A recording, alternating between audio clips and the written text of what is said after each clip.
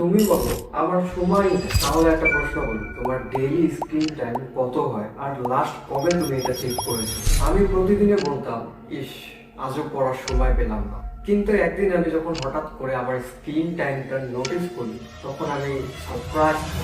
আমার daily average screen time ছিল 7 ঘন্টা প্লাস। সেই দিন আমি বুঝলাম আমার সমস্যা আসলে সময়ের অভাব না, আমার সমস্যা হলো আমি একটা বাজে অচেতন অভ্যাসে জড়িয়ে দিয়েছি। জনস হকিন্স মেডিসিন বলছে ফোনের নোটিফিকেশন আর নতুন কন্টেন্ট আমাদের মস্তিষ্কের রিওয়ার্ড সিস্টেমকে বারবার সক্রিয় করতে পারে।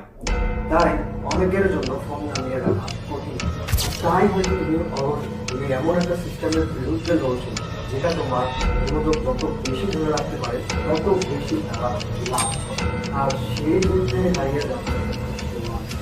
ভিডিও শেষে চেক করে দেখো তোমার স্ক্রিন টাইম কত। আর এখনই যদি না করো, আমি জানি তুমি 2 সেকেন্ড পরে আবার ভুলে যাবে। যদি সেটা তোমাকে চমকে দেয়, তাহলে ধরে নেবে তুমি ব্যস্ত নও, তুমি আসক্ত হয়ে পড়েছো।